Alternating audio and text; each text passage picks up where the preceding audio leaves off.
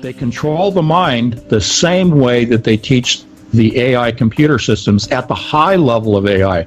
We're talking about AI that is so sophisticated that it operates a sentient world simulation, so sophisticated that it actually taps in and controls the mind. And Google was the primary interested party that pulled this whole thing together. What they're going to do is apply this machine to an area that I think is fundamentally important. It's a crux of our future as humans, and that's, can we build machines like us? Today, when we're talking about these quantum computers, they're not artificial intelligence. They're way beyond artificial intelligence. You're talking about artificial life. These supercomputers are actually artificial life. They're remote neural networks with a will, intellect, and emotion of their own. Now, where did they get that will, intellect, and emotion? Can we handle the truth? Can we handle the answers?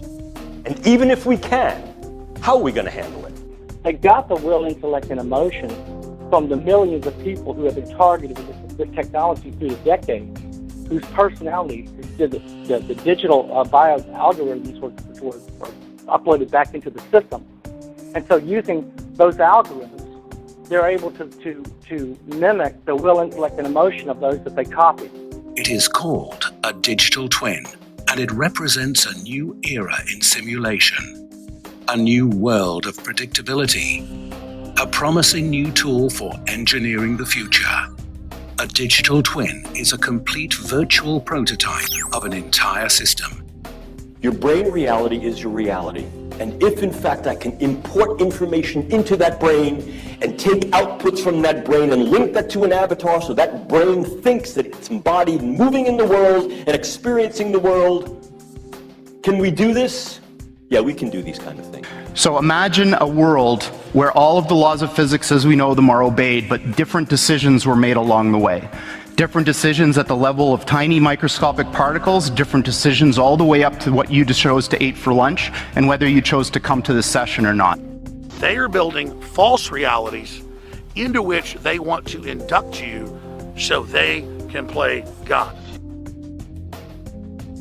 What do we do with the tools and techniques we have? What can we do and what should we do? Can we create designer brains? Are they targetable after birth? Are they modifiable throughout the lifespan? The answer to each one of these, ladies and gentlemen, is yes. I give you no science fiction in this lecture. I only give you science fact that may smell of something fictional or fantasy, but represents the reality of what we're capable of doing with the brain sciences. And what happens when we ultimately reverse engineer the brain and develop a machine that has cognitive capability and emotional capability? And before you go, oh, that's the stuff of science fiction. No, it's not. The true way that this technology works is that a complete DNA profile is obtained from the target. And then this information, the DNA of the individual, is used to determine the resonant frequency of the DNA itself. The resonant frequency is then used to fine-tune the technology, the radio frequency signals, the microwave auditory effect, and all of the other aspects of the technology to tune it perfectly to the resonant frequency of the targeted individual's DNA. And they obtain remotely an EEG readout of your brainwave signature. It's called a digital brainwave imprint. And they take that digital brainwave imprint, that copy, that digital copy of your brainwave signature, and they download it, or I should say upload it back into their supercomputer, which is actually a conscious computer.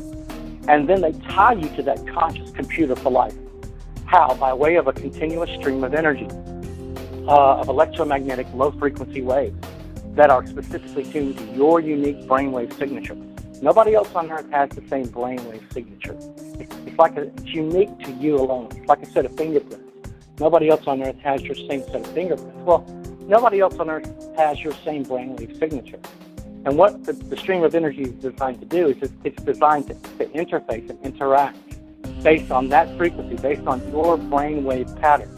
And that's how it's able to speak to. It's able to speak to and decode the neurotransmitters in your brain, and that's how they're able to turn the brain of the mind-controlled victim into their, their very own visual, verbal, and auditive communication system. It takes time. They have to build a cognitive model for the purposes of being able to do that.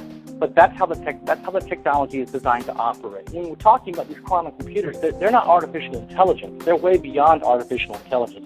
You're talking about artificial life.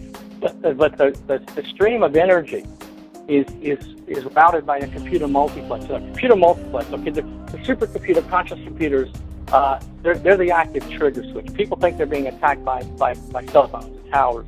No, you're not. Towers and satellites and cell phones are not attacking you. They're simply the relay device. You're being attacked by a supercomputer.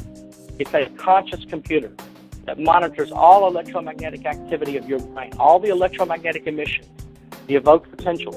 It measures and monitors and downloads all of that at the speed of light. As soon as you think about it, the supercomputer, by way of the continuous stream of fabricated, falsified energy, okay, is able to download those thoughts back into its system, its RNN system. So what's happening is a computer multiplexer is routing the signal to the tower, the satellite, or mobile platform, and then the tower, satellite, or mobile platform relays the signal to the digital receiver. Okay, similar in many ways to how cell phone technology works. Okay, so the digital receiver, just like a cell phone, is tracked and pinpointed in real time. Except with mind control technology, the digital receiver is not a phone. The digital receiver is a human brain. Your brain has been digitalized